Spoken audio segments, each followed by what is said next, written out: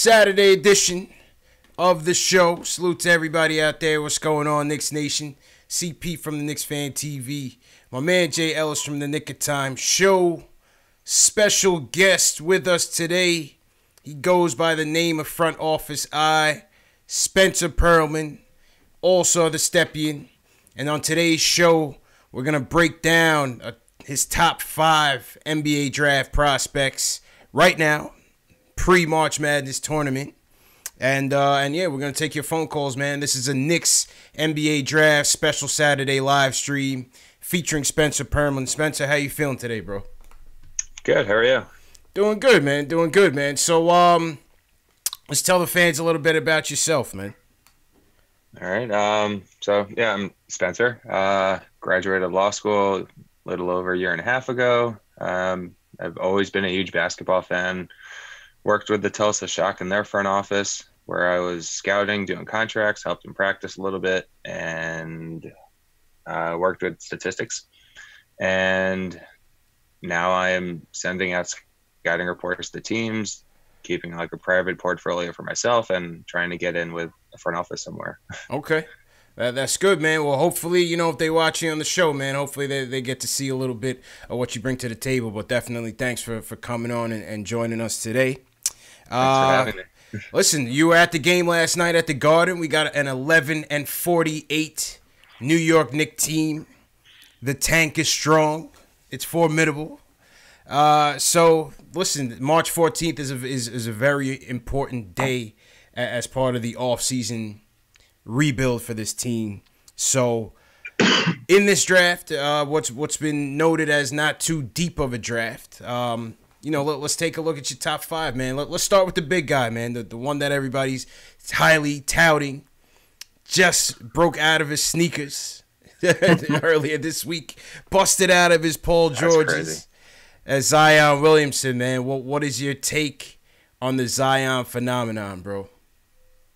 He's a phenomenon. Like 6'6", he's not 285 anymore. He's been losing some weight. He's in the 270s now. He's unbelievable athlete. He's got ridiculous vertical spacing ability. He can pass, he can handle, he can finish. The jump shot, needs a little bit of work, but I think he's been shooting somewhere in the 30s from 3 since conference play started. And his personality is awesome. Like, he is a guy you want in front of the big lights. And I think he'd do well in New York. Yeah. He's definitely a guy that I see looks like he can handle the spotlight, man. But on his jumper, where a lot of people like to knock him a few points. I mean, what is it that people are criticizing him for? Is it the shooting form? Is it just the low percentage? Or what about his jumper is the knock right now? It's both. He was never really a good shooter, even going back to his time in AAU. And I posted a few clips maybe 2 months ago or so of some of his AAU stuff and his off-the-dribble shooting ability, where it's actually better. But when you watch his form shooting, taking catch-and-shoot jump shots, his elbow is flaring and he's not squared up anywhere. Like, his elbow is going one way, his feet are going the other, and his body is fine. But the form needs work. I don't think he'll ever really be a good catch-and-shoot shooter. Maybe he'll get to 33, 34%, which is serviceable, but the average in the NBA is 35 or 36. But I do think he's a better off-the-dribble jump shooter than he's shown, just because of what we've seen in the past and Coach K kind of limiting his role. I hear that. What I see in him, what I like even more so than just the way he dominates the game, is his defense, man. What's your take on his defense? Because I feel like he has a good defensive awareness out there. He has a good knack for the ball. What's your take on Zion from a defensive standpoint? Yeah, so on ball, I think he's great when he actually wants to get in the stance. He's a big guy. For him to be able to stay with smaller players, his technique has to be pretty on point, even with his ridiculous athleticism. But when he's not locked in, it's easier to take him off the dribble, and you'll see a couple of guys get by him. Then off ball, I think his positioning is actually pretty good. People think that he's just that guy who's going to go for steals and blocks, and he'll take a lot of risks. And more often than not, I think he'll get away with it just because his anticipation's great, and his IQ's great. But then there are other times where he's just not doing well at all, and like he'll get beat backdoor because he's going for a steal just where he shouldn't be. So I think his defense is definitely overlooked. I think that if you really want to make him into like a defensive player of the year candidate in the NBA, which I think he can get there, he has to be drafted and he has to be coached up and basically taught to like, basically pick and choose when you go for the steal, when you go for the block and things like that. Interesting, man. In terms of his fit, another area where I see people, I guess, confused about is can he guard threes? Are threes going to be too quick for him at the NBA level? Are fours going to be too big for him at the NBA level? What do you think about that in terms of where he fits? I mean, in terms of weight, I think he's coming in at like the second heaviest player in the NBA behind Boban. Wow. That's crazy because Boban's like 7'3". Yeah, facts. Facts. That's crazy, man. But that's funny because isn't the allure that he is heavy and can do those kind of things? And if he's kind of a normal weight, he would just be like a small forward almost. Yeah, and my thing is like I think if he gets down to like 255-ish pounds, he'll still keep that same strength because he's not someone who plays smaller than his weight. If anything, he plays bigger than his 265 pound, 270 pound frame. So if he gets down to 255, I think he'll be able to guard fours. I think he'll be able to switch on to some smaller fives. And then threes, yes, but do you really want anyone like him chasing someone around the perimeter? Yeah. I'm not really sure if I'd want that if I were a coach. But switching on point guards, I think he'll be able to defend most point guards in isolation when he's in the stance. I wonder if it'd be quicker if you lose the weight too, because that's the scary part. Because you lose 30 pounds, the speed is going to go up. So I wonder. I wonder. Yeah. I mean, there's like another level that he can reach athletically. It's like everyone's seen the photo of him blocking like DeAndre Hunter's jump shot. He was like 15 feet away, and then he ends up closing in. And then, all the photos of his head at the rim and above the rim. And I mean, he can get higher. And then in the short space athleticism, which is also like unheard of, he'll just be, half a second faster, which doesn't seem like it makes a big difference, but that's a huge difference in the NBA. Oh, yeah, definitely. Yeah, I like this kid's defense, man. I definitely like this kid's defense, even more so than his offense, man. Spencer, what's your take on the injury hype and the should he play, should he not play sort of deal? Or where are you on that? I think college athletes should either be paid or they should be allowed to use like their image in order to, either get sneaker deals or sell autographs or that kind of stuff. So from that standpoint, like why would you risk tearing your ACL or spraining your MCL again or doing something to your foot, which is obviously terrible for a big man. Like if I were him, I'd really, really think about just sitting out because he's going to be the first overall pick if he doesn't play another second. Yeah. Selfishly, I want to see him play just because I don't really want to have to go, 8 months without watching him in a competitive atmosphere. Right. Yeah. But in terms of the injury, like this is the first big injury he's ever had. As far as I know, like I've done research, I've tried searching for anything. I think he might have had like knee tendonitis for like a week or so, which I know tendonitis is like a progressive thing and just gets worse, but it hasn't bothered him since then. And the MCL was like, this was a freak accident. Like his shoe just exploded on him. Exploded. That's going to happen. Yeah.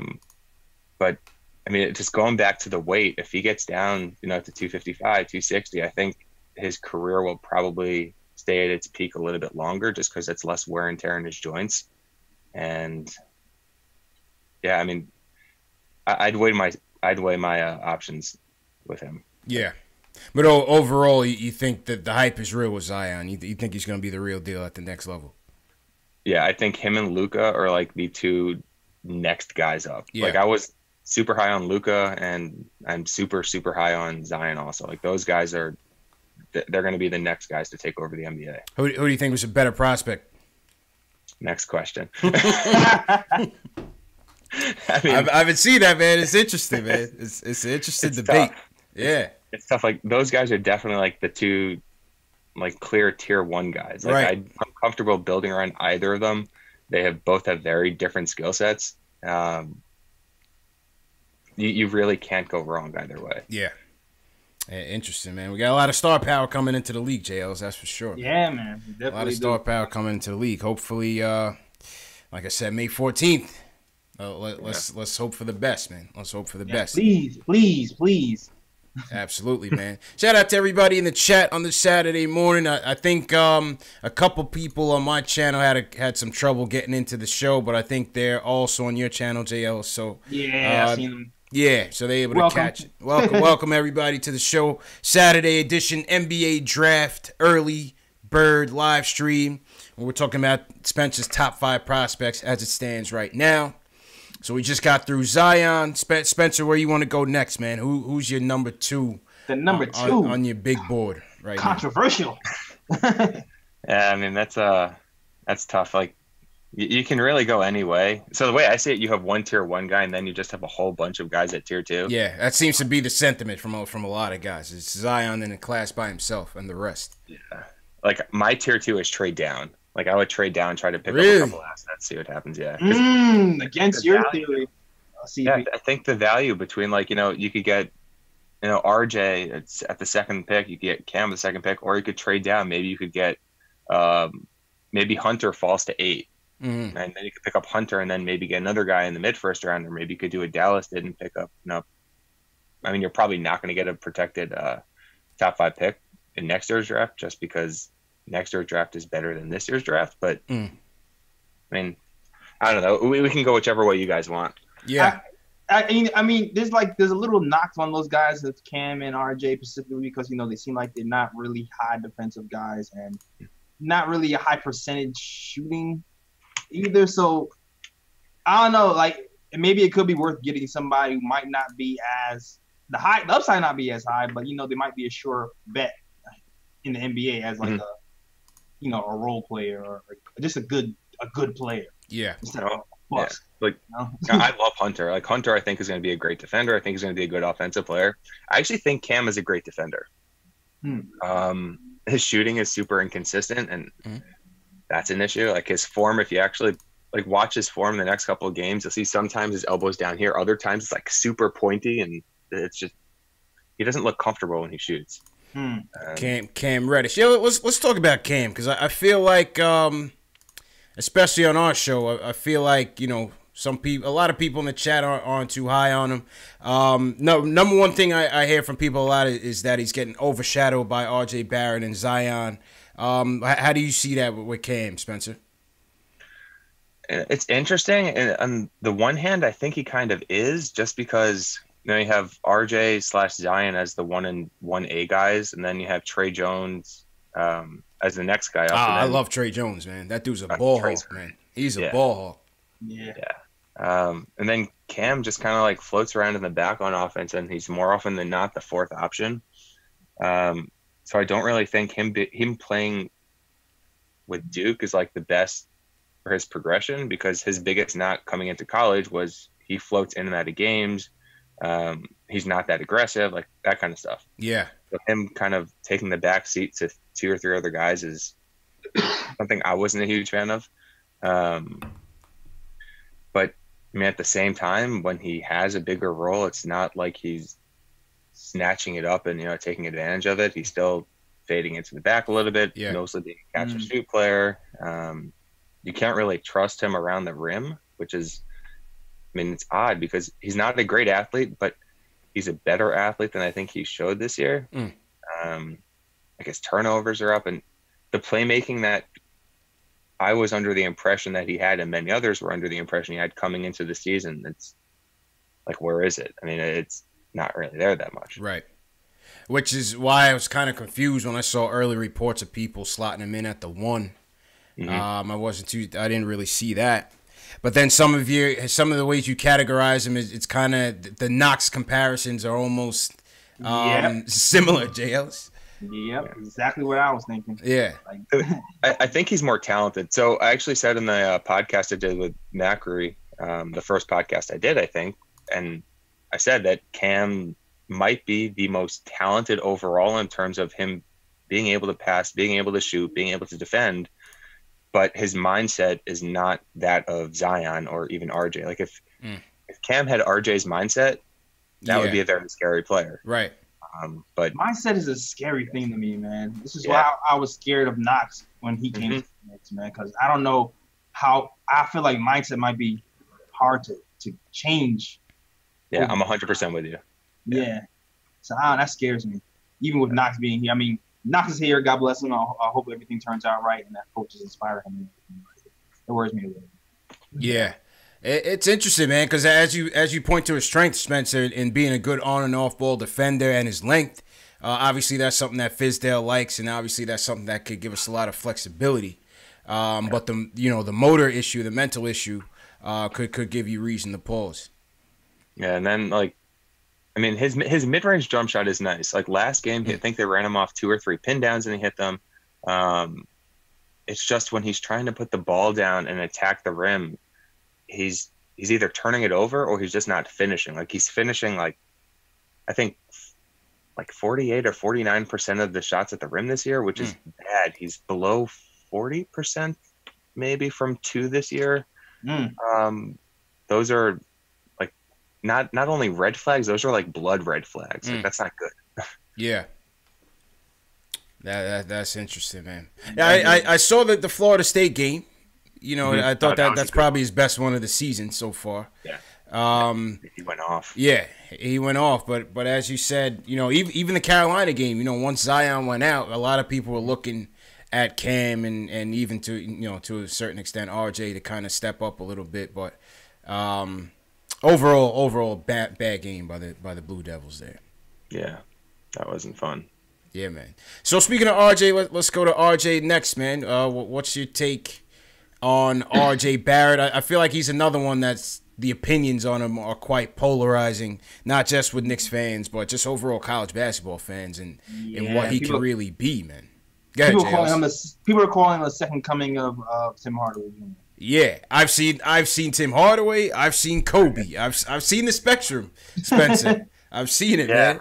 I've seen T-Mac. Somebody said T-Mac.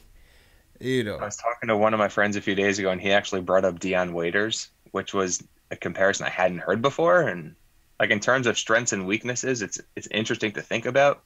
But the way I see it, RJ has the Kobe mindset without the Kobe skill set, which is why his efficiency is low. It's why he's taking on 3 guys at the rim instead of kicking it to the strong side corner where someone's open.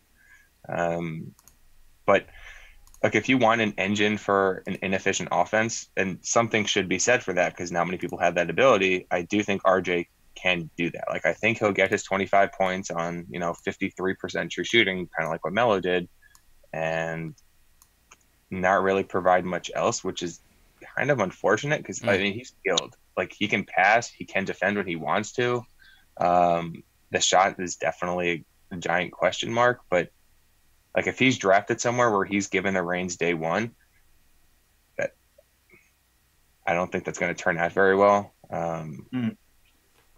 But if he goes to, there's really no chance he ends up in San Antonio, but San Antonio is probably the one place I'd love to see him just because Popovich and his ability to really get every ounce out of every player and play to their strengths. Kind of like how he has DeRozan playing right now. Yeah, exactly. Yeah. And I've heard that comparison also. But DeRozan was a better jump shooter coming out of college and his form was much more translatable. He was able to pull up quickly from the mid range and he definitely wasn't the passer that RJ is now. RJ is probably, he's far ahead of where DeRozan was as a rookie. And basically DeRozan right now, he's definitely improved as a passer, but if RJ can have that upward trend that DeRozan has, he can be a very, very good passer in the NBA, but does he want to be the very good passer? Yeah. He likes shooting. He likes shooting a lot. I said, yeah, especially, I see him forcing a lot, especially the Carolina game. Just watching the Carolina game a lot. He does make a lot of forced shots. But then there's other times, like the NC State game, where he flashes some ability, man. So I guess it just depends on what he wants to be on a given game. Yeah, the NC State game. That was the triple-double game, right? Triple-double game, yeah. Yeah, so that game, I made a quick video about that, and the reads that he was making on offense, they weren't super special. But when the double team came high, instead of attacking it, he'd kick it to someone and they get the shot. So he's making the smart pass. Right. So when you watch that game, then you compare that to what he did against UNC, it's night and day. Like, he was driving on 3 or 4 defenders with guys standing wide open. And the NC State game, like, he has that ability to do that consistently. It's pretty simple. When the double team comes, you kick it. But the fact that he's only really done it once this entire year makes me think that was more of, a flash in the pan versus a consistent thing. I hear that, man. What were you saying, Jails? Oh no, I wasn't saying anything. I was just admiring his analysis. Yeah. Yeah, no, it's interesting, man. It's interesting. I mean, you got like the size. He's listed as 6'6", 6'7". Mm-hmm. As you said, man, can be a willing passer, but having just gotten rid of Tim Hardaway Jr., who's I guess similar style game, so hard for Knicks fans to accept. I see some people saying he's a Chuck. Easy Win says he isn't selfish. Yeah, like I said, man, the opinions are very sporadic with RJ, man. Very sporadic. There's people who say they want RJ over Zion, which seems insane to me. Yeah, absolutely. People say that on Twitter, and I'm like pulling back my fingertips, so I'm not typing anything. Yeah, like, I'm just. You guys can think that. I'm not. No. No. Tell how you really feel. Don't you don't gotta be polite. This is. You tell them how it is. I mean, tell them they're crazy. Tell them they're crazy. Yeah, like Zion is to AD what basically RJ is to Michael Kidd-Gilchrist. Like, the drop off between 1 and 2 is massive. It doesn't like they average around the same amount of points, and Zion takes far less shots. Yeah, John Wasserman, he had a tweet, and it was like, I think RJ, he made 2 fewer shots or something like that on like an extra 100 and something attempts. I mean, that's crazy. Really? Like, yeah. Yeah, man. Zion's number 1, guys. Zion is number 1. Let's not get too crazy and overthink this. Yeah. I feel like people go the other way because they're tired of the hype train. It's like you just want to pick somebody else because this guy's been in the spotlight for so long. But Zion's number 1. Just get that out the way, and then number 2, 3, 4, we can debate that all day. The question is, can we get there, man? Can we? Yeah, can we get there? Well, time will tell, man. Time will tell. Shout out to everybody in the chat once again. This is a Saturday edition of the show. KnicksFanTV, my man JL's from the Nick of Time show. Spencer, the front office eye, also at the Stepien, does some scouting for the NBA. On the rise, up and coming scout. Joining us today to give us his top 5 big board. I saw some people in the chat had some trouble finding the show. That was probably my fault, technical difficulty on my end. So apologies on that if you're missing it live. But I see JL, so you got some people in your chat. So shout out to everybody joining us. T. Williams, Easy Wins, Skip, Chris, Alex, all the way from Ireland, checking in with us. Alex was the one that recommended you to us, man. Spencer. Yeah. I like Alex. He's a good guy. Never misses a show, man. Knicks Film School. Yeah, you would think he lives in New York, man. This guy's 6 hours ahead of us. Alex is the mayor of Knicks Twitter. He's the mayor of Knicks Twitter. Alex is the most underrated Knicks Twitter guy on Twitter. Facts, man. Facts. He's our chat moderator. He's everything, man. He wears multiple hats in the community. So that's a fact. Yeah, man. Shout out to Alex and for recommending Spencer. Okay, so we went through Zion. We went through Cam Reddish. We went through R.J. Barrett. So we've gone through the 3, Spencer. Who are you charting in at 4? You want to go Garland or you want to go Culver? I'm going Culver. I had Culver as high as 2 earlier this season. Yeah. I just saw that. I just saw that, man. So tell us a little bit about Jared Culver from Texas Tech, man. Yeah, he reminds me a lot of Karis LeVert. And like, I mean, I know, Knicks, Nets, all that stuff, but yeah, I loved LeVert at Michigan, and the only reason he wasn't really drafted that high was because of all the injury concerns. Culver, he's not really a primary guy. I mean, the only primary guys really, I guess, might be Zion and then RJ, although, with the inefficiency. But in terms of being like a secondary, tertiary guy in the starting in the starting lineup in a very good team, I think Culver can do it all. He's smart. He's more of a 2 or a 3. So he's listed at 6'5", but he's not 6'5". Like he's probably closer to 6'7". And Ben Rubin also had the step in. He actually wrote a piece basically trying to figure out how tall he actually is. And I mean, I'd bet on him being measured in somewhere between 6'6.5" and yeah, 6'7". he looks tall. He looks tall. Yeah, and then the thing is, like, you know, people say he's skinny. He's definitely not like super built, but when you want to see if someone can guard like a bigger guy, the upper body is going to develop not pretty quickly, but it's going to develop with big legs. Like I think I pointed this out on Twitter before. It's a little bit weird to say, but the guy's quads are pretty big. So if you want to switch him on to like a power forward, you know, like a Thaddeus Young, I think he'd be able to do it. He's not a power forward, but you know, everyone's switching now in the NBA, so having someone who can do that, that's a big strength. Interesting, man. Yeah. Jared Culver out of Texas Tech, shooting 50% from the field, 34% from three. Yeah, but his shooting dipped a little bit recently. Okay, so yeah, let's talk about that. You said the shooting and his shooting form are some of his weaknesses. So I think it was before the last two games, he was having a pretty rough stretch. I don't know what the percentages are off the top of my head, but like it just wasn't good. And that's kind of to be expected because if you go back and watch his stuff from last year, his form is completely different. Like he completely retooled it. Last year it was a mess. This year it's kind of a mess, but it's workable. Like, you know, there's a slight hitch, and I actually think that maybe that's part of the reason why he's able to catch some defenders off guard because, you know, when he's still waiting to release the ball, they're on their way down. So I don't think it's a huge issue. But next year, I mean, he's shooting this well in year one of a new form. Year two, it should be even better. So I guess that's in the shooting and the form, but I'll buy it. Like, I'll buy stock in the form. I'll buy stock in his shooting ability going forward. Yeah. That's interesting, man. So you think you see him as more of a number 3 option on an average team, number 1 on the Knicks? Yeah, like I think he could probably be a number 2, but like even at Texas Tech, he's the number 1, but he's not like the guy creating everything. It's more of like the offense creating the looks, and then he's taking advantage of it. He's hitting guys out of the post, mid post, stuff like that.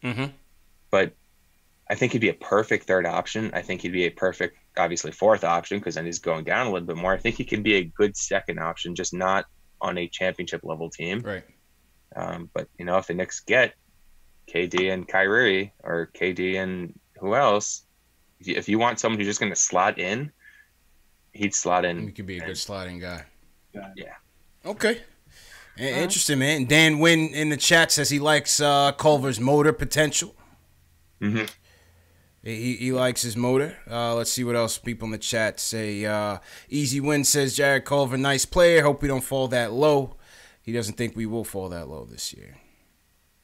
I mean, it's crazy. Like the first year the Knicks are actually tanking, you have a 50% chance if you get the worst record to end up 5th.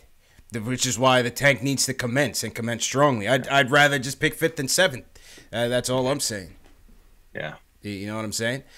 Jake Bartosek in the chat says he's going to be at Texas Tech versus Kansas today at 7. He says he says he goes to Tech. He saw him in the student union building. He's definitely 6'7" at least. There we go. All right, so it's confirmed. They're confirmed. Shout out to Jake for the insights there. Shout out to Jake for the insights, man. And when you guys want to call in, we're just going to run through Spencer's 5 first, and then we'll give you guys a chance to call in. I see some people on the line waiting to get in. So shout out to everybody in the chats once again. Give us a thumbs up on the video if you're feeling the stream. If you're a diehard Knicks fan, definitely subscribe to the channels and hit the notification bell so you don't miss shows like these. Okay, so we did Zion, we did Cam, we did RJ Barrett, we did Jared Culver. Let's talk about Darius Garland, Spencer. He's a guy that some people in the chat have also touted, coming off of an injury, torn meniscus, but highly touted in the high school circuits, and you have him in your top 5, man. Tell us a little bit about why you like Darius Garland. Yeah, so I actually went to Vanderbilt, full disclosure. Oh, there you go. He's a homer, Jay Ellis. I see. He's a homer. It all makes sense. It all makes sense. Yeah. But like the way I see it, the two of the biggest strengths you can have at point guard right now are the ability to shoot, especially off the dribble, and Yeah. then obviously playmaking, and then athleticism is there also. He's not the athlete John Morant is. Like he's not. He never will be. But in tight spaces, the guy I think is actually even quicker than Ja. Like north south, he's not Ja. East west, I think he is Ja, if not more. But it's the ability to just like he'll pull up from 30 feet and it'll be Trae Young like just completely effortless. Yeah, looks like a better shooter than Morant. Yeah. Yeah. Oh, much better. Much better. I actually see some shades of Damian Lillard in his game, just because he'll pull up right hand, left hand again from 30 feet, pick and roll, whatever, and he'll pull and he'll hit it. Actually have the synergy stats pulled up right here. He's in the 99th percentile in jump shots. I mean, he played 4 games and then 4 minutes of the 5th game, but not like. He was 19 of 34 from on jump shots. That's great. And then even finishing around the rim, he's a bit slight. Yeah. But he's super comfortable with either hand. Like he'll reach around with his left hand. He'll use every possible inch of his wingspan just to get the edge. And he's got a very soft touch. His playmaking, like he's not Chris Paul, but I think he's a better playmaker than Lillard. He's not, John Morant's playmaker, but you got to leverage. You got to figure out, with the jump shot, you can take maybe a little bit slightly worse playmaker because if anything, in the NBA where there's more spacing, they'll have to get out further. Yeah. And with his quickness, he can create looks off the dribble, just because guys have to respect the shot. So what you're saying is, because a lot of people have John Morant number 2 in their minds. So what you're saying is you have him over Ja strictly because the jump shot is just that much further along. Yeah, I think the jumper is basically what sets apart good players from great players. And Garland's one of the best college shooters I've seen. I mean, Ja's not. And people say, Ja's got a good free throw shooting percentage. He's like 81, 82% or something like that. He went 21 for 21 one game, and he's in the 30s from 3. But the form I don't think is translatable. And, he's got – it's not even like he just has one elbow shooting out. Like both of the elbows are out, and that's not good for the ability to just pull up on a dime and shoot off the dribble. And again, Garland can do that now. So I think he'll be able to leverage that shooting ability to create looks at the rim for himself and then to create easy looks for other guys. Whereas it's harder to do that when you're just an athlete and you have the passing ability. So you think, because you don't hear too much about Garland, unless maybe, you're in your line of work where, you guys are studying these guys. But do you think it's maybe because of the injury why he's not being as highly touted as Morant right now? Yeah. Yeah, I mean, if he had been healthy this season, I think he would have been easily the number one point guard, number one point guard in the draft. But, I mean, he's hurt. So. Yeah. Out of sight, out of mind. And then, when they have the interviews and stuff like that near the combine, the guy's super personable. Like, he's a fun guy. He's apparently a really hard worker, so I think he'll ace the interviews. Will he be the first point guard? I mean, if I'm a GM, I'm taking him first if I need that point guard. But I'm not a GM yet. He's on the way, man. He's on the way. And he throws in his fellow alum in the top 5 jails. Yeah. I forgot. Take it how you want it. Take it how you want it. I forgot Spencer went to Vanderbilt, man. I forgot he went to Vanderbilt. Let's see what the chat has to say about Darius Garland. What do you guys think in the chat about Darius Garland? Leave us a comment or leave us a comment in the chat. Let's see. Ciroc says Vanderbilt's court is ugly. What do you think about that, Spencer? Were you happy with the court when you were a student there? I actually played there. I was going to try to walk on my senior year. Okay. Injury, so I didn't. But I was able to play there with a few of my friends, and I like the court. It's different because most times you have the team sitting on the bench in the sideline, right? But they're in the baseline, Oh, okay. Yeah, like when you're watching games, it takes some time to get used to, I guess. Yeah, Mm. absolutely, man. It's definitely not like a high end arena, but Yeah. Hey, I mean, man, that's the one for you, man. It's all good. So wait, you tried to walk on? Wait, you skipping something really important. You tried to walk on? yeah, yeah, but I had a really bad back injury basically. Oh man. You said back? Yeah, week Oh, before I damn. basically couldn't walk. Damn. So yeah, timing was kind of bad. And the team wasn't that good senior year, Yeah. like my senior year. Mhm. Oh, so you could have been a man. Oh, okay. So yeah, I mean, I was just No. I could have been drafted. It could have been you and ISO Luke. You and ISO Luke played the inside-outside game with Luke Cornett, man. That's Yep. what I heard. You Yeah. know?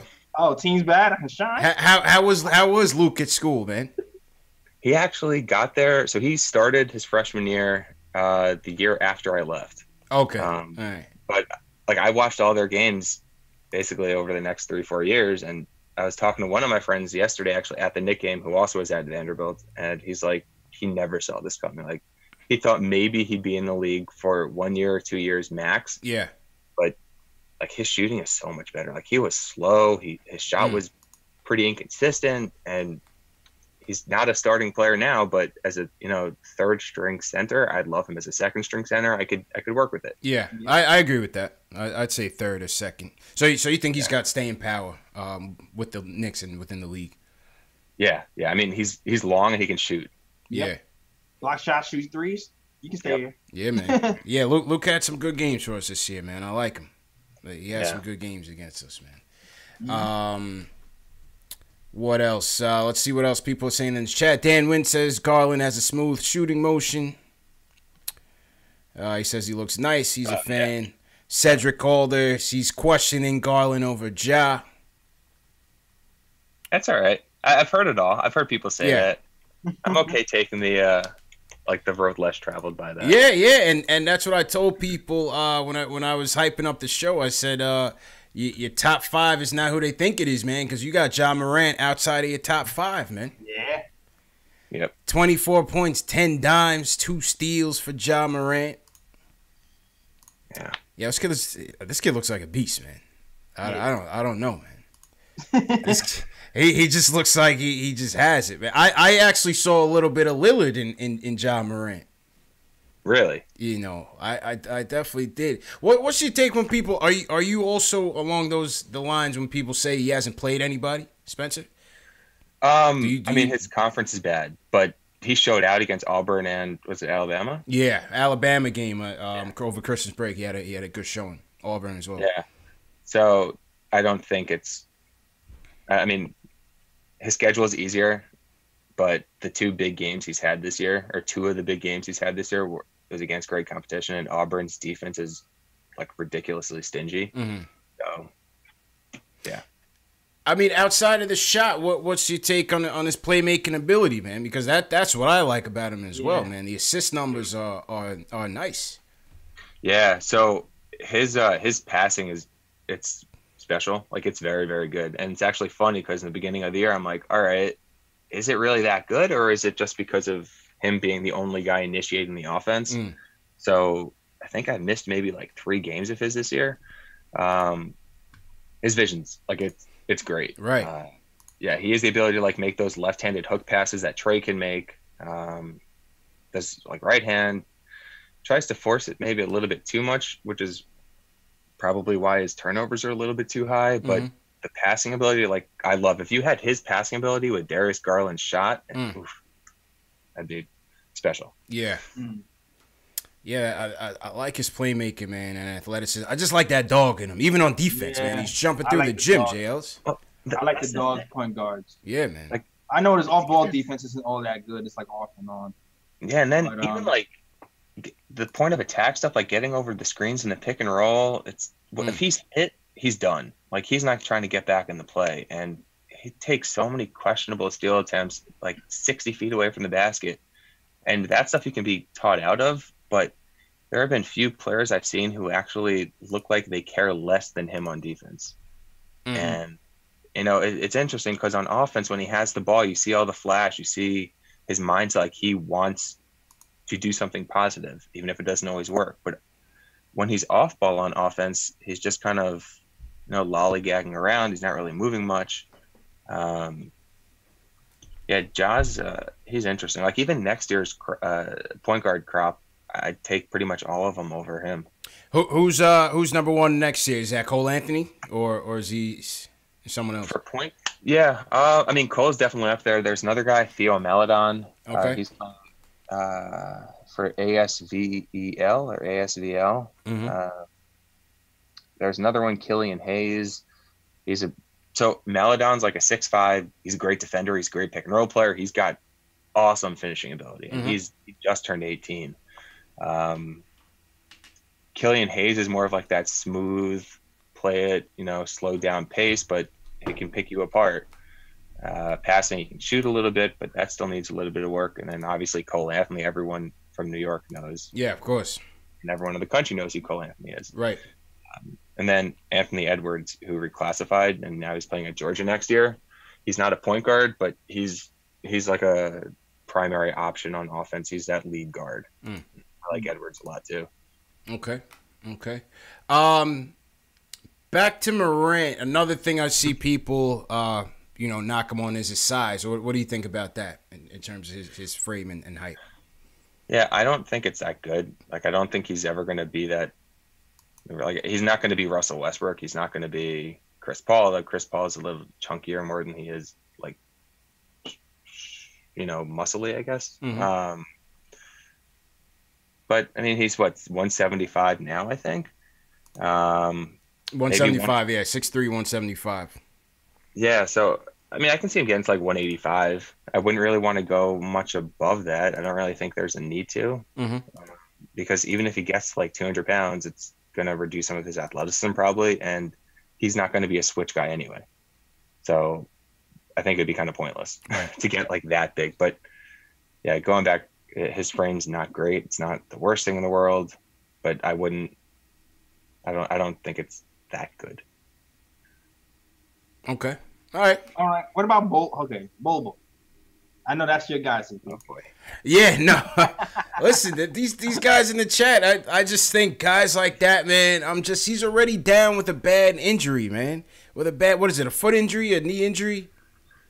Yeah, it's a foot injury. I don't trust it, man. We already got Mitch. We got to take care of Mitch, man. We got to treat Mitch like a baby, man. You got to tread lightly. KP was down with the nagging foot injuries. So you're not down for Bobo the Black Unicorn? Is that what you're telling me?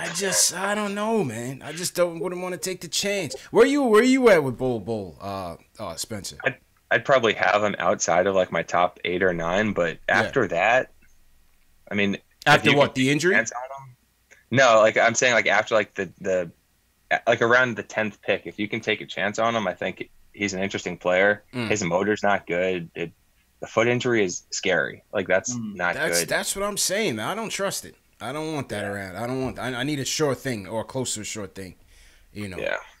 I mean, if he hits, he's really going to hit. I was talking with another one of my friends. I'm like, Bull is either going to be a huge stud, like he will be a unicorn, or he's going to fade out of the league, and like there is no real in between. It's just too extreme. It's interesting, man. Interesting. Michael Parker sends us a super chat. Salute to Michael Parker. He says KD had a foot injury too. People forget. No, I definitely didn't forget, because that was a bad injury too. That fifth. I think he needed a skin graft on that foot, man. So that's another thing. And with that, he's taking his injury and his championships to New York, JLs. Hey, after he wins his third one, he can come here and get the bag at Yeah, come to New York, bring a friend. Come to New York and bring a friend, man. I see people in the chat have questions for Spencer. Dave, if you want, send them the link to the Google form, and we'll get to those Q&As after we get to the phone calls as well. I don't want to miss anything in the chat, but I saw some people had questions for Spencer as well. So Dave, if you could send them the link, we'll pull that up for the end of the show. Real quick before we close out on the point guard, Spencer. So you were at the game last night and you were talking about DSJ. In terms of the draft strategy, I'm always with the best player available sort of deal. If we get to a 3 or 4 slot come May 14th, and you have Morant and Garland there, not knowing what the free agency holds and still having Dennis Smith Jr. there, you think they should pull it regardless? In most drafts, I'm a fan of just to pick the best player, just because you can usually tell who it is. But after Zion, you can make an argument for, 6, 7, 8 different guys. Yeah. So I guess unless if they really buy into Garland or Morant, then you should definitely pull the trigger and you should draft him. And I do think there's some sort of a market for Dennis Smith Jr., even with, the defensive concerns and the inconsistent shot. The Knicks they're in an interesting place, I guess, just because they have no true number one guy. It's not like they're trying to win now. It's the accumulation of assets and trying to get lucky in free agency. Right. And we're in an asset building phase, JL. So what do you think about that? If the point guard is sitting there on the 3-4 slot or even the 5 slot, do you go there if he's the best player available, or do you try to address another need area, JL? What do you think? Man, I've been going back and forth this all the time, but I'm like, yo, Kyrie's coming, might as well get him anyway. See, this is why I wish free agency was before the draft. It only makes sense, man. Yeah. It only makes sense. Free agency needs to come before the draft so that we know for sure, like, okay, Kyrie's not coming. Let's address, whatever it is we need to address. Because then we got trade chips. Then you got trade chips. I wish that we'd do that, man. But what do you guys think about that in the chat, man? If the point guard is available and we're looking at the 3 to 5 range, still having DSJ, and you have a guy like a Morant or Garland up there, what do you guys do? Let us know in the chat. Leave a comment in the chat. So, I want to say one quick thing. Yeah. So someone asked about Sekou. Yeah. I don't think, last year people were talking about him as the next Giannis. He's not. Mike Schmitz actually put out a piece earlier this week, and he said he's more of like an Alfred Camino guy, which I've been saying since last year. I spoke with Mike Schmitz on the phone a couple months ago and actually said that that's what I'm thinking. He's like, yeah, I think the people are kind of like blowing it out of proportion a little bit. So I don't think Sekou is really someone you take it like 1, 2, 3, 4, 5. And I like Aminu. He's a good 5th starter, but I don't really think you should try to pick a 5th starter if the ceiling, the realistic ceiling isn't that high. I agree with that, and we're gonna get to your next tier players. Let's go to the phones. Will from LI wants to talk about how Zion should keep playing despite the injury. Will, what's going on, bro? Yo, what's going on? CP, JL, Spencer, how you doing? Good, man. How you feeling, bro? I'm doing all right. Listen, man, I was watching the Duke versus Carolina game, and I saw what happened to Zion, and obviously we're going for the number 1 pick, and we don't know what's going to happen. But ultimately, going back to what I said before about professionalism and how the NBA is nowadays, I'm just like, listen, the kid signed a contract. He's with Duke, until he's officially going for the draft, he is, in a sense, he belongs to Duke, so he should play. And it also shows that he has a love for the game.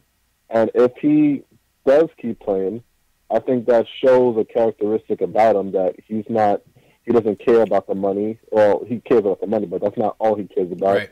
But he has a love for basketball, and that even makes him even higher on my list. So I just say, when it comes to Zion, even though it is a risk overall, I want a guy that loves the game for the game rather than, thinking about his pocket, because that's what all these NBA guys nowadays are thinking about.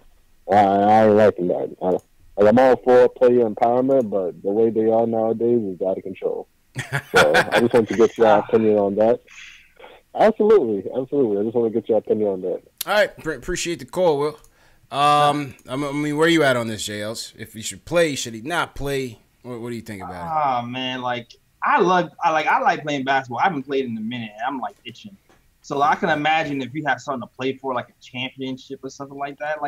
for a player, that would have to kill. That would have to kill me personally, and a guy who wants to win something and be meaningful. Like, if you're a competitor, you're gonna want to play. Yeah. Like that's just is what it is. I wish these guys actually got paid something though, because it's not really fair. There has to be some sort of system to get these guys paid, man. There got to be some sort of system to get these guys paid. Luckily enough for Zion, I believe he has a $8 million insurance policy if he drops out of the lottery, Spencer. Yeah, I think it's if he's picked. It's either 14 or 16. Yeah, or 15. Oof. Yeah, but still, if he drops out of the lottery, that's still less money he's making per year. Right. The qualifying offer and all that stuff is going to be lower. Yeah. Yeah. Yeah, it's an interesting debate, man.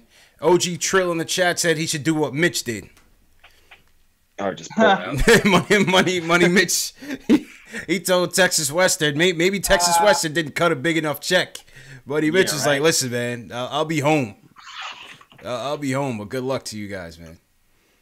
You know what I mean? But yeah, like Spencer said, selfishly, I'd love to see him in the tournament. I'd like to see him run the table in the tournament. Obviously, it will make the tournament much better. But listen, the guy got to do what's best for him and his family, man. I'm not completely mad. Yeah, I'll be a little upset because for my own selfish reasons. I want to see some ball. Right. I have a feeling he's gonna play. Yeah. He just seems like he has that type of vibe to me, man. I think he's gonna finish it out. I think he'll finish the deal. Can we get him some new sneakers though? Can we do that? Oh man. Should play in LeBrons. That's what they were saying, because they're built for someone his size. Yeah, I think Swin Cash or somebody was saying that. Yeah. Give him some LeBrons. Yeah, Swin Cash did say that. Yep. Give him some LeBrons. It only makes sense. My guy is a legit monster. This guy is busting through his shoes. That's what Alex said. He's squeezing basketball. Yeah, the fact that they're deflating live on camera. It's he's not human. This isn't an alien. We need to give him some alien wear. Crazy, man. And are these the same shoes that Paul George is wearing in an MVP type season? Yeah. I don't know. But Paul George is tearing up the league right now, man. Paul George is back.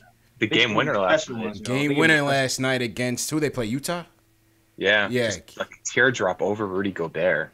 Paul George is hell of a tear. Beast, man. Beast, man. Yeah. Good for them. Good for them. I hope they give Golden State a run for their money at least. Oh yeah, I'll be hyped if Thunder won something. Yeah, at least make it challenging. Nowhere. Yeah, make it challenging, man. Get KD pissed off where he hates Draymond. Let's see another huddle, a fight in the huddle, and Draymond's hogging the ball. Yeah, you know what? If that happens, then I can see him staying with Golden State. Never mind, I don't want that. I don't know, man. I don't know what's gonna be the extra motivation to get him here and clean up this mess, but we'll see what happens, man. We'll see what happens. I appreciate the call, Will. Let's go to Jersey. Jamal from Jersey wants to talk about the RJ Zion debate. Jamal, what's going on, bro? What's up, fellas? How y'all doing? Good. How you doing, bro? All right. Real quick, going off what the last caller said, everybody who don't want Zion to sit out is a millionaire already. Krzyzewski, the university, pretty much everybody except him. Mm-hmm. So I really don't agree with that premise. I think he should do what's best for him. People don't know his family situation. He could have people in his family with ailments. Like, you just don't know. You can't really judge it based off what we want. Yeah. Everybody that don't want him to play is millionaires already. Simple as that. As far as the debate, I think it is a debate with him and RJ Barrett. My only concern with Zion is injury history. He's 18 years old. He weighs 285. The shoe incident is an example of the force and stuff he exerts and puts on his joints. He's going to go from doing that 30-something games to 82 games.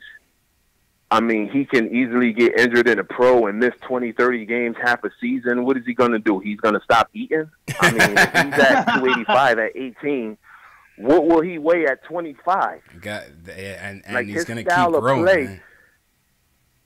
Right. His style of play is physical, force. He has a motor. I mean, the kid is an animal, but injury concern for him and that type of player is a real issue, especially like around second contract time. That's my concern with Zion. Is not what he does on the floor.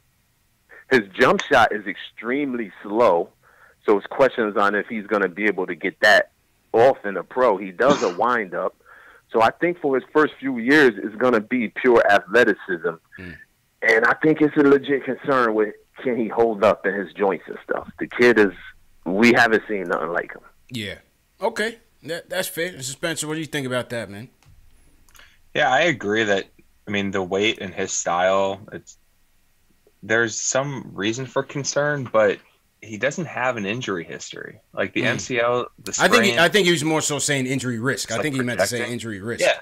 Yeah, I mean, every player has an injury risk, and yes, there's going to be maybe a bigger chance with him just because he's a more athletic guy. But, I mean, he's not going to play at 285. Like most guys, in fact, pretty well on the bet that every player who goes from college to the NBA, they get in better shape. You know, they have nutritionists, they have like certified trainers who make it their living with Zion, who's going to make basketball his full-time living, to just perfect everything about him. Yeah. So I mean, go ahead, Jay. All saying that Knicks, that Fizz comes from that Heat background. They're gonna have everybody in shape and have them have like a fitness check. They had a fitness test before they even played this season. Yeah. Yeah. So I would have to imagine if that ever happened with the Knicks, yeah, they're gonna put him through the ring and make sure he's at his lowest weight possible. So. Yeah, like I actually think his playing weight's gonna be like around 260, and LeBron's 6'8", 260. They're different type of athletes. I think actually in some respects Zion's closer to a Derrick Rose type of athlete, so there's higher risk for an ACL injury or something like that. But like he is built like a rock. Yeah. Solid, man. Yeah, I mean, I wouldn't be too worried about that. Yeah. That's just my opinion, though. Yeah, I agree. I mean, I think you would have to think, man, with all we got and with all we know and have in terms of modern medicine and science and analytics, you know, they're gonna have this guy, you know, well in tuned within a good playing weight that, you know, maximizes his strengths and you know, tries to diminish the risk of injury. I don't think, you know, you'll see it balloon up like guys like Rodney Rogers, where they compare him to, have ballooned up to Tractor Trailer and all those guys. You know, hopefully he doesn't turn into one of those guys. Tractor Trailer. It's Tractor Trailer, man. R.I.P. to both of them, man. R.I.P. Tractor Trailer died and Rodney Rogers died. Yeah, man. Well, yeah, man. Shout out to everybody in the chat once again. This is a special edition, Saturday edition. An early NBA draft. We got to get started early, man. We got to break up the monotony of all the losing, JL. There's only so much losing we can talk about in the live stream. We got to get to the draft and to the off season. So we got Spencer in here talking about some of his top 5 big board and answering you guys' questions as well. Once again, for those of you in the chat who have questions, you can either call us up or you can fill in the Google form. Dave and Alex should have already sent the link out. We'll get to those at the end of the show. Let's go to Manhattan. Omar from Manhattan wants to talk about the Duke plays in the draft. Omar, how you feeling, bro? What's up, guys? How you doing? Good. How you doing, man? Good. Well, you know, first off, just kind of piggybacking off of, you know, that injury concern that Jamal from Jersey was talking about. Honestly, if we're nitpicking a kid, you know, because he works too hard or plays too hard, that he might be an injury concern, I mean, when are we going to satisfy anybody? You know, Cam Reddish has a low motor. Knox has a low motor. And what, Zion has too high of a motor? What do you want then? Like, if anything, you know, that just comes with maturity. Like, you'll have to understand where to pick his spots a little better. But I would not make that a concern that the guy plays too hard or, you know, is just an absolute physical animal out there. You know, that's how, like, people did that with Luka last year the other way. Like, you know, he's not athletic enough. Now Zion's too athletic. Like, we're just almost nitpicking at this point. Yeah. You know, I told you guys on a previous show that I saw them in person in Cameron Indoor when they played Princeton, and I was lucky enough to like sit right on the floor and watch them. And I'm about 6'7" myself. Zion is basically 6'7", so that's good to know. And Cam Reddish is super tall. He's a legit 6'9". Interesting. So like from that standpoint, like just like with the measurements, but you know, with Zion, like what he's such a safe pick to me over the other two is that he actually has like elite NBA skills and quality that the other two just don't. You know, I think when you have like a top draft pick, and Spencer, you could speak to that. When you evaluate these guys and these front office people who are putting their jobs on the line with these draft picks, I think they want to see like an elite NBA skill that they can bank on. And with Zion, it's his finishing, his rebounding, his defense. And RJ, it's almost like he's the jack of all trades, like a little bigger version of Evan Turner. It, like, kind of scares me in that sense because he doesn't do anything great. He just does a lot of things well. I don't know what you guys think because when I see Zion defensively, it's like Draymond Green on steroids. Yeah, that's what I said. I said his defense is more to like me than his athleticism. Yeah. That to me, I'm like, at the very least, he's going to score 15 points by accident, right? Just from getting to the line and easy dunks. Yeah, so offensive rebounds, that defense, I'm like, you see Draymond now, who's the same height as him, but doesn't he? Zion has 50 pounds on him and a foot on his vertical and is way more athletic. I'm like, that makes me feel safe. Like, all right, this guy's going to be a quality defensive player at the minimum. And the other two, I just don't see anything great. Morant over in Murray State, I actually see, like, you know what? He's a great passer. He could pass his left hand, right hand, you know, pass from different angles. His athleticism, he could get to the hole at will. And you know what? And if anything, I think in the NBA will translate even more. And that's probably what hinders a little bit the other guys like Cam and RJ, is that people don't realize that in college, the paint is 4 feet narrower and there's a 3-second count. There's no 3-second count on defense. So you can pack the paint. The spacing is so much tighter than it is in the NBA, where the NBA has a 4-foot wider key and a defensive 3-second count. I just think when the floor opens up for some of these guys, so that you can't triple team Zion in the NBA like that you could do in college. So he will have his way getting into the paint. And I just thought, what do you guys think that, like, if we don't fall and get one or two? I actually kind of like what Spencer's saying in terms of evaluating your possibility to trade down. Would you be open to it? I've always been against it, man. I've always been against it. I just feel like if there's a player that another team is willing to trade up for, I always say then why wouldn't we take that same player? I agree. No, I agree. I would trade up too if the possibility was there, and if we were like needed to go from 4 to 2 or 4 to 1.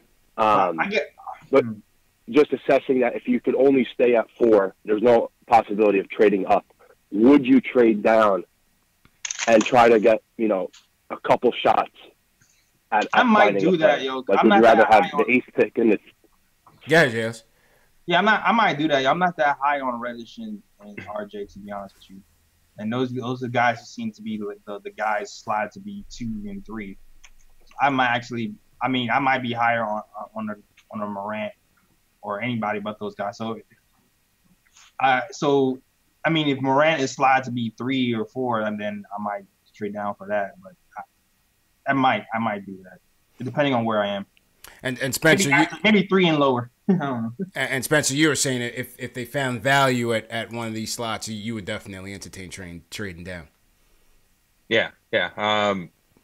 I just don't really think there's that big of a drop off between 2 and 8. Like, you know, if RJ's going to go 2, if Culver's going to go 3, Cam 4, whatever, if you can grab DeAndre Hunter, who I think has some Robert Covington in his game, that's an unbelievable value, especially if you can pick up, you know, maybe a protected first that turns into 2 seconds or something like that. Like, you know, the Knicks are in asset accumulation mode, and I don't really think there's that second star in this draft. Like, this draft is not last year. There's no Jaren, Trey, Luka. There's no, like, Bagley. There's none of that. Carter. Mitch. Yeah, Mitch. I mean, like, Exactly. that's not going to happen this year.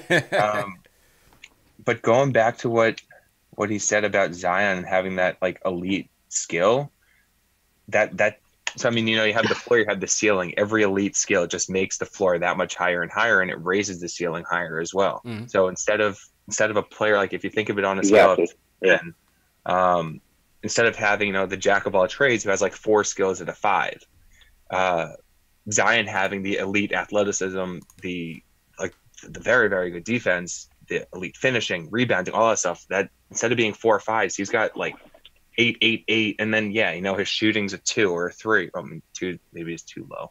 But like a 3.5 or whatever. The shooting's gonna come up with time, but he has that. He has the ground already to come in day one and like impact games. You can't turn that down. Yeah. Absolutely, man. Yeah, I agree. And I think the weight issue is just a little overblown, because if you think he's a hard worker, then that will take care of itself. Rest in peace to like the Rodney Rogers and Tractor Taylor, but they were kind of lazy throughout their careers. That was always the knock on them, that they didn't take their career seriously. If you think Zion's that type of kid that's going to take his career seriously, weight won't be an issue. Yep. That's fair. Fair and point. He's a freak. Like LeBron, people thought LeBron was going to age badly. Remember when people were talking about that back to like in 2010, before he would be an old 30 with bad knees? Like, these guys are outliers when it comes to like normal physical norms that we have in our heads. The laws of physics don't and apply. it's just like you have to throw that out the window. Like, they're outliers. The Greek Freak's going to be an outlier. It feels like it. Yeah. It's almost like Kareem, that like he could, they're aliens. Facts. So, yeah, I like Zion. It's head and shoulders above everyone else. Like, if I'm getting in this draft, like, even if we don't get one, find a way to get to one. If possible, try to trade up. And I would trade up a lot to get him. And I would actually trade up all that stuff that we were saying about trading for Anthony Davis. I would include that to trade up for Zion. That's how highly I think of him. Interesting. Okay, appreciate. Like, the I call, would trade. I would go like 4th pick in Knox and one of the Dallas firsts for Zion. Oh yeah, I would do that. Oh yeah, I would do that. I don't know if they would do that. Yeah. I don't know. I don't know if the number one Phoenix or the Bulls would do that, but I would do that. I would definitely do that, man. Yeah, I mean, like, just at a minimum, I would put in a lot in that deal. Yeah, like, just to do it. Okay. I appreciate the call, man. Good call, bro, as usual. All right, thanks, man. guys. Yeah, man. And Omar's always a good call, man. Appreciate the call, bro. Yeah. May 14th can't come soon enough, guys. Oh, yeah. Man. Absolutely. Can't come soon enough, man. 14% chance, 50% chance at the 5th pick if we finish first. I saw somebody ask about Clark. Yeah, Brandon Clark, Spencer. Brandon Clark. Okay, yeah, Spencer's got, you got about 10 minutes? Yeah, about 10, 15 All right, minutes. cool. All right, so we got no more calls in the queue. Dave, I'll shut down the phone. Shout out to everybody for calling in. Hit that thumbs up button for you boys. This is special edition Saturday show, NBA Draft Edition. Talk about some of your other tier guys, Spencer, Brandon Clark being one of them. Yeah, so Clark I love. If Clark were like 20 years old, if he were 21, he'd be the number 2 player in the draft. Like, he does everything. He's unbelievable defender. He's a great passer. He played point guard in high school. Sam Vecini of The Athletic, I think it was him, had a good piece on him and talked a little bit about that. The jump shot needs work, but there's no reason to think that, like, there's nothing broken with his form. Okay. So I think it's going to come in time, but similar to how Jaren was just kind of a step ahead last year on defense, Clark, I think, is that same type of just purely like instinctive. Like, he sees what's going to happen, he does it. But it's like the passing ability also, and he's a good finisher. He's active on the glass. There's very little reason to have him, like, in terms of pure skill, he's one of the most skilled players in the draft. It's just he's going to be, I think, 23 his rookie year, 22 turning. An old rookie. other side. I see that. Okay. How about Hunter out of UVA? DeAndre Hunter. Another guy who I like. The guy's awesome. He's very, very, very smart on defense also, same thing, but he takes no risks. So if you look at his steals and blocks, they're, for someone 6'8", 235, they're on the lower end. But he's the type of player, like, he doesn't gamble. He'd rather take his chances just defending anyone one-on-one because he believes in his defensive ability. And watching him play for Virginia, he has that ability. So it's not like there's any projection involved. Like, he'll guard anyone from Luke May. That was probably his best post defense I've seen this season from him. He guarded Kobe White, Cam Johnson, Luke May, and Kenny Williams. I think it's a shooting guard. He guarded like literally every position on the court that game, and he does it all very, very well. But he doesn't take risks. So I've seen people get a little bit down on him that he's not really using his length, and he doesn't get in the passing lanes that much. But like he's another plug and play guy. He will defend the best perimeter option, and he'll do very well at it. Okay. And I just saw somebody said he dropped 26 today on Louisville. Seems like guys were impressed. So we'll take a look at some of the highlights later on. But yeah, that's DeAndre Hunter out of UVA. So to recap, Spencer gave us his top 5 as it stands right now, pre-March Madness, NBA draft prospects. We had Zion number 1. Cam was number 2. Or no, who was your number 2? It was 2's Garland, Culver. It's like all of them. Yeah. Oh, well, because you lumped them into like a second tier, basically. So it's basically Zion and the rest. And the rest being R.J. Barrett, Darius Garland, Jarrett Culver, Cam Reddish. And outside looking in is Ja Morant. Morant. Let's take a couple quick flash questions. Somebody in the chat asked, Ernesto asked, what about centers? Do you see any centers being taken in the top 6? I guess Brandon Clark could kind of be a center. He's more of a small ball center, but like not really. Okay. No. Yeah. Like, I don't think it's a particularly high ceiling. And Jackson Hayes maybe. Okay. Out of Texas, 6'11", like he's long. He's another, like, he's a pretty quick learner. Very limited offensive game. He's not a great passer, but he shows some flashes. But his movement patterns, like the guy is, like, he is an athlete. He is very, very light in his feet. I can see him going top 6. I have him somewhere in my like second tier now, or like the very top of the third on the border between the second and third. But he's really the only one who I'd take if I needed the center. Okay. Another guy I'd asked you about in the chat is asking about Rui Hachimura out of Gonzaga. You were putting Brandon Clark over him. You said you weren't so high as people are on him. What's your takes on Rui? Yeah. With him, it's just more of like the idea, what is he providing besides scoring? He's not a good passer. He's not a good defender. And I mean, people say that, it could be just the learning curve. Didn't really speak English, I don't think, before he got to Gonzaga. It's like he reminds me a little bit of Jabari without the explosiveness, and I'm not a Jabari guy, so I mean he's gonna go lottery.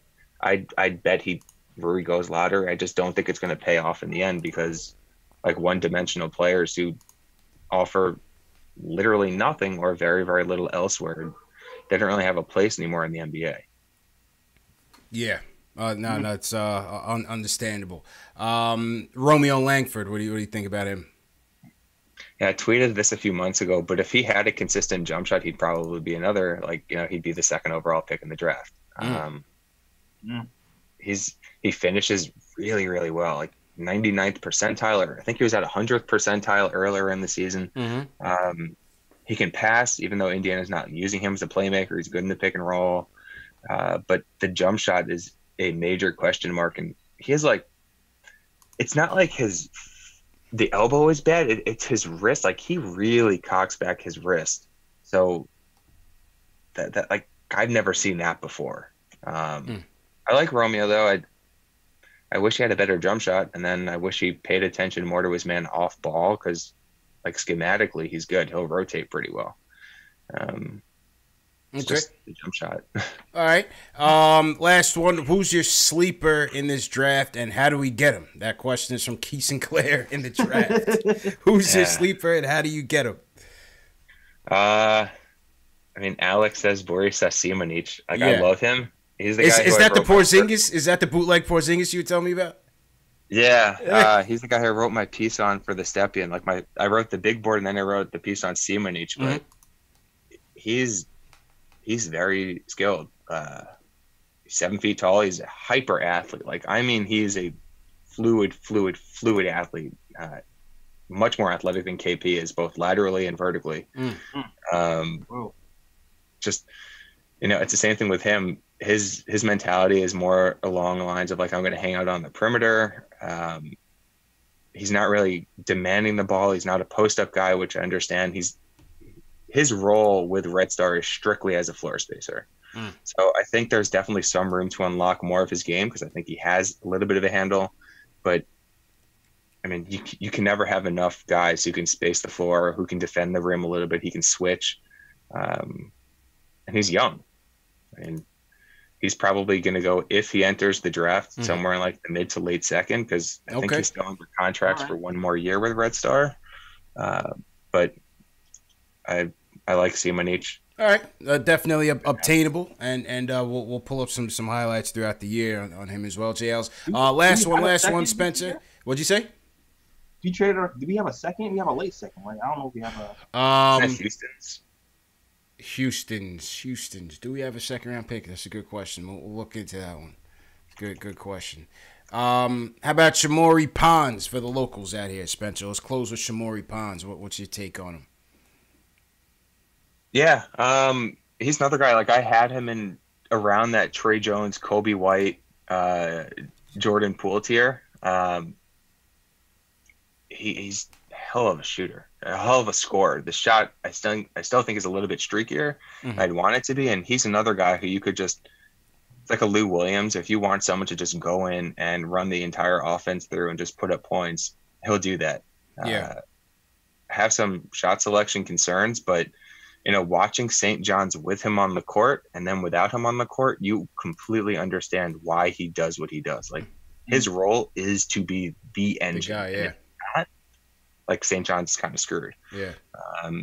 But I like Pons. He's fun. I mean, he got like pretty crapped on by Duke when they played, but yeah, expected. Pons is a good player. And Trey Jones is a good player, man. Trey Jones is a good player, man. All right, yo, this was a great session, man, and I think if you're able to come back, Spencer, I think at maybe a post lottery show where we actually know where we're at, where it all stands, I think that would be in order. So you could give us your definitive lists in the first and second round if we have that second round pick, man. But I definitely appreciate you joining us, educating the fans on some of the guys we need to look out for. Obviously, as we near the tournament, these guys will be more and more prevalent on the national stage as well, man. So customary on the show, Spencer, to close out, I'm going to throw the camera on you. Just tell the people where they can find you at and on Twitter, and promote your website, everything, man. Yeah, so I'm at Front Office I, just spell that out, it's one word, and I'm writing for the Stepien, and they're at just thestepien.com, and I'm putting out a whole bunch of videos. Like usually I tend to slow down a little bit over the weekend because that's I just kind of binge watch games, but during the week I'm putting out 1, 2, 3, 4 videos a day on a couple of guys who I like. Yeah, I mean, give me a follow on Twitter. I'm active. Sounds good, man. Thanks again, Spencer. All right, JL, it's up to you, man. Yeah, you already know the drill. In my description, you see all the links. You can follow me on Twitter, Instagram, and Facebook. Twitter, The KOT Show. Instagram, The Nick of Time Show. Also on Facebook. Also, check out the podcast with me and the crew. I know we took a break, coming back on Tuesday. So check the link in the description for that. It's on SoundCloud, iTunes, Spotify, YouTube, all that stuff. And yeah, also the merch. I got merch coming. The Fizdale. I mean, I know some of the merch got wiped out because everybody got traded, but the Fizdale, the Fizz hoodie is still popping. You know what I'm saying? People still love the Fizz stuff. So you can do that. You can do the Knocks. Actually got the Knocks on today. There you go. Show them the drip. All right. Yeah, show them the drip. Yeah, link in the description for my merch as well. And that is it. Back to you, CP. Appreciate it, J. Ellis, and appreciate you, Spencer. And yo, man, thanks to everybody for tuning in. This was a special Saturday edition. It's time to talk draft. You just heard Spencer break down his strengths and weaknesses for some of these guys, some of these top prospects, man. So once again, we thank Spencer for providing us with that education. If you guys enjoyed this show, give us a thumbs up. That's the best way to promote this show. Subscribe to the channel.